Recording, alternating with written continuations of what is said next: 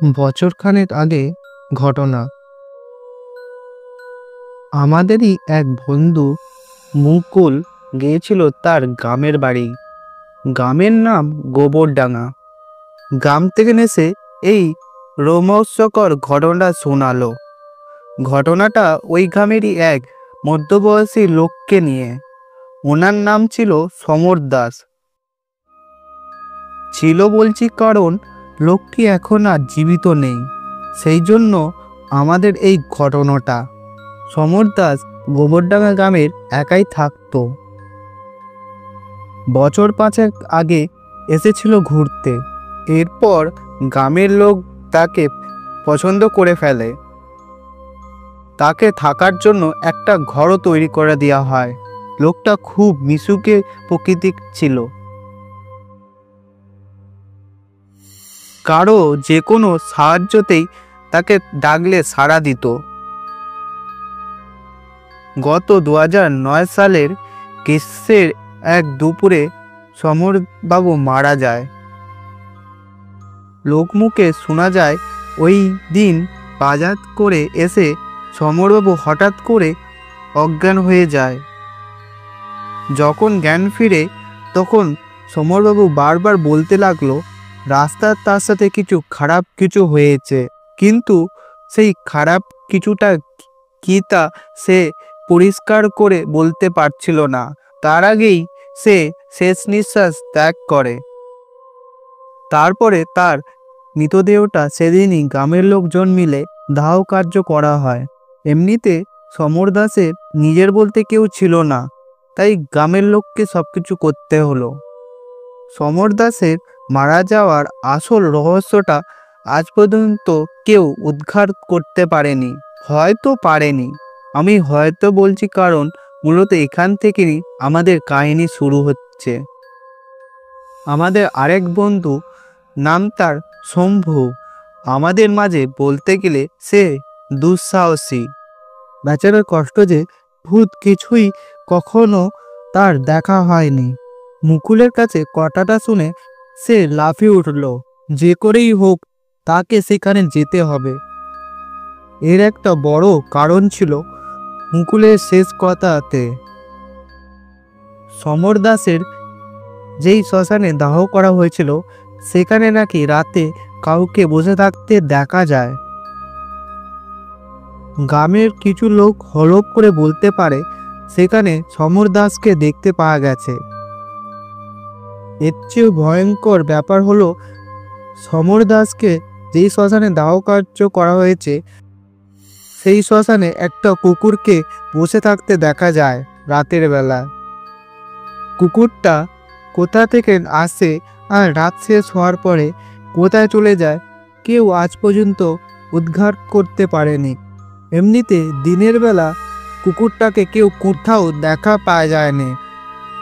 প্রত্যেক পূর্ণিমার রাতে কুকুরটাকে সমর দাসের মৃত্যুর পর থেকে শ্মশানে দেখতে পাওয়া যায়। যারা রাতের বেলা গ্রামের বাজার থেকে আসে তারা অনেকেই ওই কুকুরটাকে দেখেছে। যেই শ্মশানে দাহ কার্য করা হয়েছে সমর দাসের, সেই তার পাশ দিয়ে যাওয়া একটা রাস্তা এখন প্রায় বন্দর উপক্রম হয়ে গেছে। এই কথাগুলোতেই আসলে মুকুলের মাথাটা খারাপ করে দিয়েছে। মুকুলের একটাই কথা, সে কোনো অবস্থায় শম্ভুকে নিয়ে ওই গ্রামে যাবে না। শম্ভু অনেকটা নাছোড়বান্দা পাবলিক। অনেক কাঠখড় পুড়িয়ে শেষমেশ মুকুলকে রাজি করা হলো যাওয়ার জন্য। আমারও যাওয়ার ইচ্ছা ছিল, কিন্তু সেই সময় আমার বৃত্তি পরীক্ষা ছিল, তাই যাওয়ার সম্ভব আর হয়নি। যাই হোক, শম্ভুর পরিকল্পনা ছিল পূর্ণিমা রাতে ওই জায়গাতে থাকতে। এতে কুকুরটাকে ভালো করে দেখা যাবে। বাংলা ক্যালেন্ডার দেখে সময় নির্ধারিত করে ওরা রওনা দিল। তারা মানে শম্ভু আর মুকুল, সাথে আরও দুজনে যাওয়ার কথা ছিল। শেষ মুহূর্তে দুজন যাওয়া বাদ করে দিল। পারিবারিক কিছু ঝামেলার কারণে দুজনের যাওয়া বাতিল হয়ে যায়।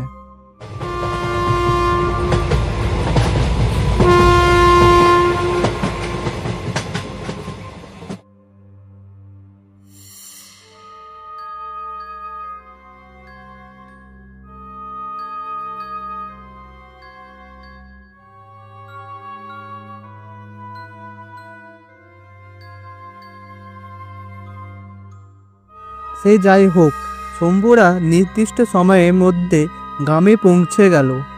আদর আপ্যায়নে তাদের বরণ করে নিল। মুকুলের আত্মীয়জনরা মোটামুটি ফ্রি হওয়ার পর শম্ভু আর মুকুল গেল মুকুলের ছোট মামার কাছে। খুলে বলল গ্রামে আসার আসল উদ্দেশ্য। শুনে ছোট মামা কিছুটা গম্ভীর হয়ে যায়, কিন্তু শম্ভু আর মুকুলের বেশ জোড়াজড়িতে আর প্রবল অনুরোধে রাজি হয়ে যায়, যাওয়ার অনুমতি দিল। মামা কিন্তু সাথে যাওয়ার জন্য মামার এক পরিচিত একজনকে নিয়ে যেতে হবে। শম্ভু চাইছিল একা যেতে, কারণ এই সব ব্যাপারে বেশি মানুষ থাকলে নাকি ঝামেলা লেগে যেতে পারে। কিন্তু ছোট মামার সত্য একটাই, হয় তোমরা আমার পরিচিত মানুষকে নিয়ে যাবে, নাহলে যাওয়ার কোনো দরকার নেই তোমাদের, এইখানেই তোমরা থাকো। ওরা অগত্যা শম্ভুকে রাজি হয়ে যেতেই হলো। সেদিন ছিল রবিবার। সন্ধ্যার পরপরই উজ্জ্বল করে পূর্ণিমার চাঁদ উঠে উঠল। চাঁদের আলোতে চারপাশে শীতল আলোকিত হয়ে উঠল। বিপদ শুরু হলো তখনই। মুকুল বেরোতে গিয়ে তার শরীরটা খারাপ হয়ে গেল। বাড়ি ভর্তি মানুষের মধ্যে টেনশন বেঁধে গেল। এদিকে শম্ভু তো টেনশনে মারা যাচ্ছে। শম্ভু ভেবেছে শেষমেশ যদি যাওয়াটাই বাতিল হয়ে গেল। ওই অবস্থা মুকুলের পক্ষে যাওয়া একদমই সম্ভব ছিল না। কিন্তু শম্ভু মামাকে বলে তার নিজের যাওয়া নিশ্চিত করে এলো। সাথে থাকবে গ্রামেরই রতন। কিন্তু শম্ভুকে চিনি, সে যদি বলে যাবে তাহলে তাকে আটকানোর কোনো পক্ষে সম্ভব নয়। এমনকি সে তার নিজের বাবা মায়ের কথাও শুনবে না। রতন ছিল গ্রামের সাহসী মানুষের মধ্যে একজন ছিল।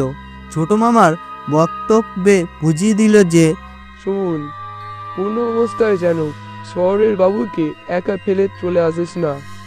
তখন পাল্টা উত্তরে বললেন রতন, আমি কোনোদিন কাউকে ভয় পাই না, তাই ভূতের ভয় আমার নেই। বরং শহরের দানবের সাথে আজকে আমি ওই ভূতকে দেখব। কে ওই ভূত আর কার ভূত আমি দেখব আজকে। রতনের হাতে একটা ব্যাটারি চালিত টর্চ লাইট। শম্ভু তার বাড়ি থেকে নিয়ে এসেছিল একটি শক্তিশালী টর্চ লাইট। টর্চ লাইটটা হাতে নিয়ে হাঁটতে লাগলো ওরা দুজনে। যেতে যেতে রতন তাকে গ্রামের বিভিন্ন ঘটনা বলতে লাগলো। কোন বাড়িতে কে কার হাতে খুন হয়েছে, কে কোথাও ফাঁসি দিয়ে মারা গেছে, এই সব। শম্ভু বিরক্ত আর ভয় দুটোই লাগছিল, কারণ এইটা আমার অনুভব মাত্র।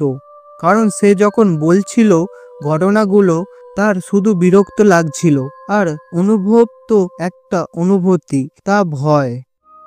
মুকুলের মামা বাড়ি থেকে শ্মশানটা 2 মাইলের মতন। তখনই শম্ভুর এক বিপদ চাপলো। শম্ভুর প্রচুর বাথরুম চাপ লাগলো। রতনকে টর্চ লাইটটা ধরিয়ে দিয়ে বলল নিজে গেল একটা গাছের নিচে।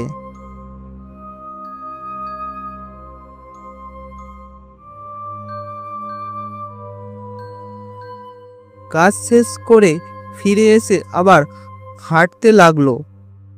কিছুক্ষণ চুপচাপ হাঁটার পর হঠাৎ রতন শম্ভুকে জিজ্ঞেস করলেন, শম্ভু দাসের সম্পর্কে কতটা কি জানেন? শম্ভু একটু চমকে গেল, কারণ কিছুক্ষণ আগে যে গলায় রতন কথা বলছিল তার সাথে এখনকার গলার একটু অমিল লক্ষ্য করা যায়। তবে ঘাবড়ে না গিয়ে সে বোঝার চেষ্টা করলো ব্যাপারটা কি, আসলেই তাই নাকি না দুর্বল মনের চিন্তা। শম্ভু সমর দাসের সম্পর্কে যা জানতো তা বলল রতনকে। শুনে রতন কিছুক্ষণ চুপ করে থেকে বলল, সমর দাস কেমন করে মারা গেছে জানতে চান? শম্ভু কিছুটা অবাক হয়ে গেল, কারণ সবাই বলে যে সমর দাসের মৃত্যুর কারণ আজ পর্যন্ত কেউই জানতে পারে না, কারণ সমর দাস তার সম্পর্কে কাউকেই কিছু জানাতে চায়নি। শম্ভু তখন বলল, তাহলে তুমি কিভাবে জানলে? সমর দাস আমার খুবই কাছের বন্ধু ছিল। মরার আগে কি তোমার সাথে সমর দাসের কথা হয়েছিল নাকি? যেদিন বাজার করতে যায় সেদিন বাজারে পরিচিত মানুষের সাথে দেখা সাক্ষাৎ করে এবং নিজের প্রয়োজনীয় জিনিসপত্র নিয়ে সে রওনা দিল তার বাড়ির দিকে। পথে একটা শ্মশান পড়ে ওই রাস্তার মধ্যে। অনেকেই বলে ওই শ্মশানে নাকি মাঝে মাঝে একটা বৃদ্ধকে দেখতে পাওয়া যায়। আবার অনেক লোকই বলে ওই শ্মশান থেকে নাকি রাতের বেলা অদ্ভুত ধরনের আওয়াজ ভেসে আসে। সমর দাস ওই ব্যাপারে বেশি কিছু ভাবতেন না। সেদিন আসার পথে হঠাৎ তার ভীষণ কেষ্টা পায়। রতন সেখানেই শ্মশানের পাশে বসে পড়ল। এমন সময় একটা কালো কুকুর এসে তার পাশে দাঁড়ালো। কুকুরটা দেখে একটু অবাক হয়ে গেল। গ্রামে অনেকদিন যাবৎ আছে, সে কোনোদিনই আগে কোনো এত বড় কালো কুকুর দেখেনি। কুকুরটা সমর দাসকে এক দৃষ্টিতে দেখতে লাগলো। হঠাৎ সমর দাসকে অবাক করে দিয়ে বলে উঠল, এই শ্মশানের পাশে বসে আছিস, তোর সাহস তো অনেক বেশি দেখছি। সমর দাস প্রথমে ভাবল এইটা তার মনের ভুল। আবার সে প্রশ্নটা শুনতে পেল কুকুরটার কাছ থেকে। কিরে, ভয় পেয়েছিস নাকি? সমর দাস এইবার পুরো ঘাবড়ে গেল। প্রবল বিপদের আশঙ্কায় সে হাতের পাশে পড়ে থাকা এক গাছের ডাল নিয়ে ছুঁড়ে মারল কুকুরটার দিকে। তুই আমাকে আঘাত করলিস, এই পরিণাম তুই ভোগ করবি। তুই আমাকে আঘাত করেছিস, এই পরিণাম তোর মৃত্যু। ডালটা কুকুরটার সরাসরি মাথায় যেয়ে লাগলো। লাগতে কুকুরটার মাথা থেকে রক্ত বেরোতে শুরু করলো। প্রচণ্ড কুকুরটা রেগে গিয়ে উঠল। এই বলে কুকুরটা ভয়ঙ্কর গর্জন করে সমর দাসকে কামড়ানোর জন্য এগিয়ে গেল। কুকুরটার সাথে ধাক্কা লাগার সাথে সাথে সমর দাস জ্ঞান হারিয়ে ফেলে। জ্ঞান হারানোর অবস্থা সমর দাস স্বপ্নেতে দেখে এক বুড়ো লোককে। লোকটি প্রবল ঘৃণা নিয়ে সমর দাসের দিকে তাকিয়ে আছে। সমর দাসকে উদ্দেশ্য করে বলতে লাগলো, তুই আমাকে আঘাত করেছিস, এই পরিণাম তোর মৃত্যু।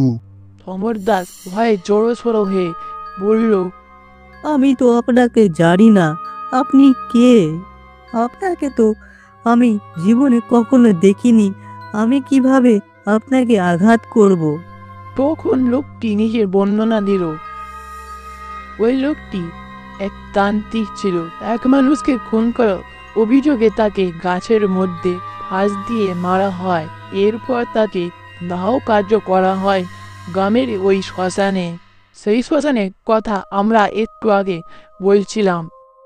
সে যাই হোক, তান্ত্রিক মারা যাওয়ার পরও তার আত্মা এখনো মানুষকে ক্ষতি করার জন্য ঘুরে বেড়ায়। এরপর হঠাৎ সমর দাসের ঘুম ভেঙে যায়। সে তারপর থেকে খুব খারাপ অনুভব কিছু করতে লাগলো। তার নিঃশ্বাসে সমস্যাও হতে থাকে। সেখান থেকে কোনো রকমে সমর দাসের বাড়ি যায়। ঠিক সাথে সাথে চমকে উঠল শম্ভু।